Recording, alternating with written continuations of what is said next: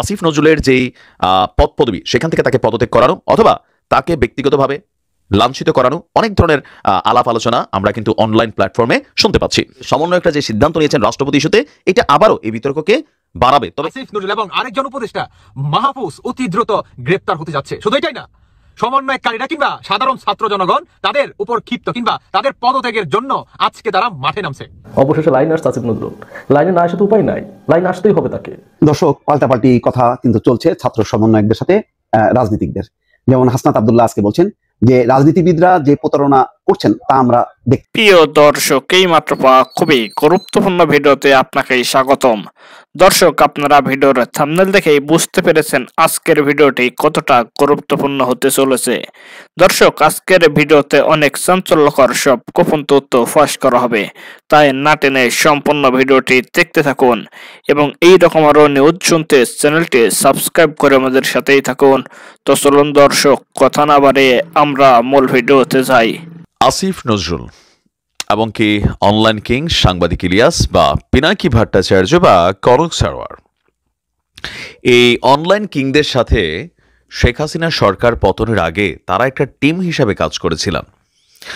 শেখ হাসিনাকে কিভাবে পতন করাতে হবে, পতন পরবর্তী বাংলাদেশ আপনার কি হবে, এই সকল কিছু মিলিয়ে একটা অবস্থান আমরা দেখতে পেয়েছিলাম যে অনলাইন অ্যাক্টিভিস্ট বা আরও যারা আছেন তারা সকলে মিলে আপনার শেখ হাসিনা সরকারের পতনে খুবই মেটিকুলাস প্ল্যানলি কাজ করে গেছেন।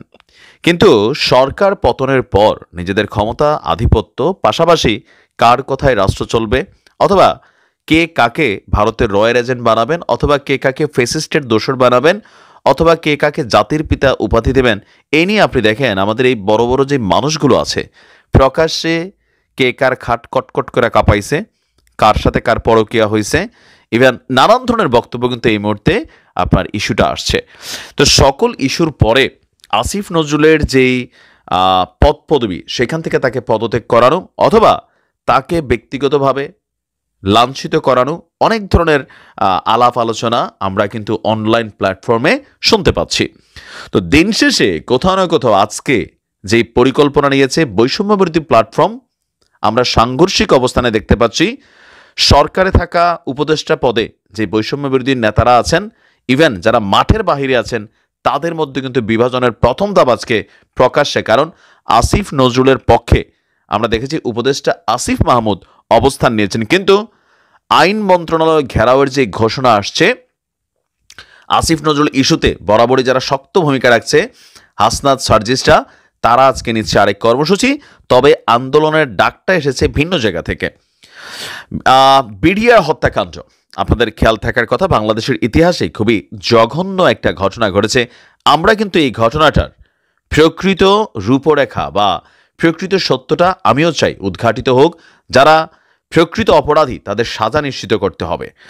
এখন বিডিআর হত্যার বিচার দাবিতে ভিকটিম পরিবারগুলোকে সঙ্গ নিয়ে আইন উপদেষ্টার কার্যালয় মানে আসিফ নজরুলের যেই কার্যালয় আছে সেটা ঘেরাওয়ের ঘোষণা দিয়েছে বৈষম্য বিরোধী ছাত্র আন্দোলনের অন্যতম সমন্বয়ক মাহিন সরকার। আজকে আপনার 11টায় কেন্দ্রীয় শহীদ মিনার থেকে এই কর্মসূচি শুরু করবে বলে তিনি তার ফেসবুক স্ট্যাটাসের মাধ্যমে জানিয়েছেন। তার পোস্টটি তিনি করার পর এই পোস্টটাকে আবার শেয়ার করে একাত্মতা ঘোষণা করেছেন বৈষম্য বিরোধী ছাত্র আন্দোলনের আহ্বায়ক হাসনাত আব্দুল্লাহ এবং সার্জিসরাও। মানে ছাত্ররা বলছে যে দায়িত্ব গ্রহণের 4 মাস অতিবাহিত হওয়ার পরও বিডিআর হত্যাকাণ্ডের বিচার নিশ্চিত করতে না পারা অন্তর্বর্তী সরকারের চরম ব্যর্থতা। এই বিষয় নিয়ে খুবই শক্ত জোরালো ভূমিকা রাখছেন সাংবাদিক ইলিয়াস। তিনি কিন্তু বরাবর এই বিষয় নিয়ে অনেক কথা বলছেন। ইভেন আসিফ নজরুলের উপরে এই বিষয় নিয়ে তিনি খুবই গোস্বান্বিত আছেন।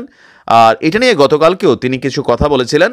তো দেখা গেছে তার কথার পরে এই বিডিআর হত্যাকাণ্ডের বিচার ইস্যুতে আমরা দেখলাম যে ছাত্ররা মাঠে শক্ত হিসাবে অবস্থান নিচ্ছে।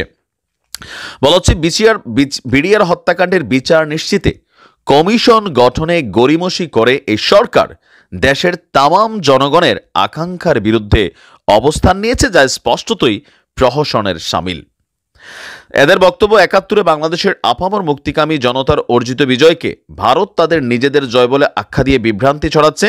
এমত অবস্থায় বিডিআর হত্যাকাণ্ডের বিচার নিয়ে অবহেলা করা এবং ভারতের এমন ইতিহাস বিকৃতির স্পষ্ট প্রতিবাদ না জানানো স্বাধীন বাংলাদেশের জন্য হুমকি স্বরূপ।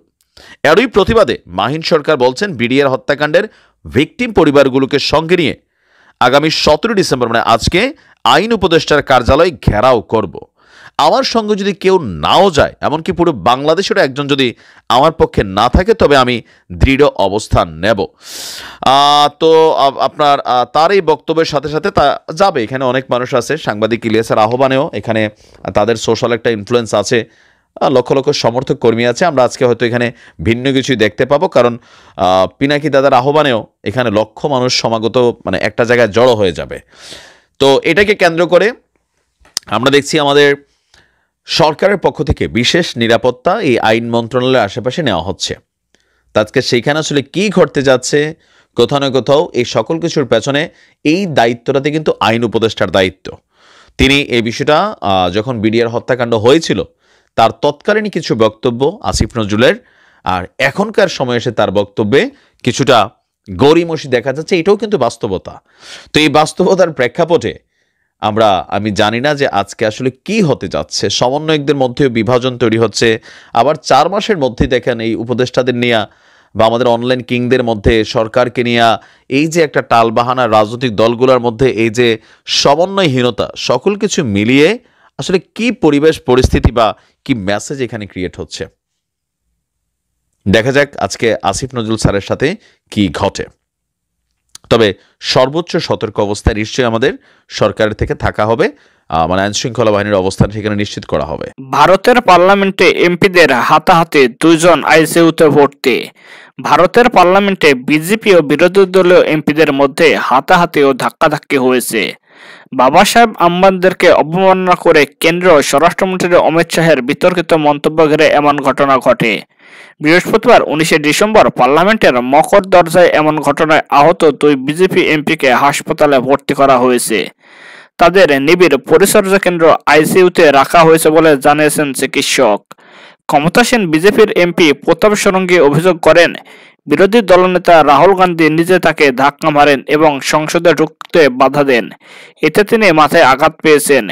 কেন্দ্রীয় সংসদ বিষয়ক মন্ত্রী কিরেন রিজিজু বলেন, ষড়ঙ্গী এবং উত্তরপ্রদেশের সংসদ সদস্য মুকেশ রাজপুতকে মারাত্মকভাবে জখম করেছেন রাহুল। তবে রাহুল গান্ধী অভিযোগ অস্বীকার করেছেন। তিনি বলেন, আমি যখন সংসদের ভিতরে ঢুকতে যাচ্ছিলাম তখন কিছু বিজেপি সাংসদ আমাকে ঢুকতে বাধা দেন, তারা আমাকে ধাক্কা দিতে থাকেন। তিনি বলেন, আমার সঙ্গে বর্ষিয়ান কংগ্রেস নেতা মল্লিকার্জুন খাড়গেকেও ঢুকতে বাধা দেওয়া হয়। এর ফলে ধাক্কাধাক্কির একটা পরিস্থিতি তৈরি হয়। মল্লিকার্জুন খাড়গে জানান, বিজেপির এমপিরা তাকে ধাক্কা দিয়েছেন, এতে তিনি মাটিতে পড়ে যান। তিনি বলেন, আমরা ধাক্কাধাক্কিতে প্রভাবিত হই না, আমাদের ভিতরে সংসদে ঢোকার অধিকার আছে। বিজেপি সাংসদরা আমাদের ঢুকতে বাধা দেওয়ার চেষ্টা করেছিল। দিল্লির রামমোহন রোহিয়া হাসপাতাল মেডিকেলের সুপারিনটেন্ডেন্ট অজয় শুল্কা জানিয়েছেন, 2 নেতা মাথায় আঘাত পেয়েছেন, তাদের নিবিড় পরিচর্যা কেন্দ্র আইসিইউতে রাখা হয়েছে। পরীক্ষা করা হবে, উপসর্গ ভিত্তিক চিকিৎসা শুরু হয়েছে। তিনি বলেন, সাংসদ মুকেশ রাজপুত অজ্ঞান হয়ে পড়েছিলেন। এই মুহূর্তে তিনি সচেতন, তবে তিনি উদ্বিগ্ন, তার রক্তচাপ বেড়ে গিয়েছিল।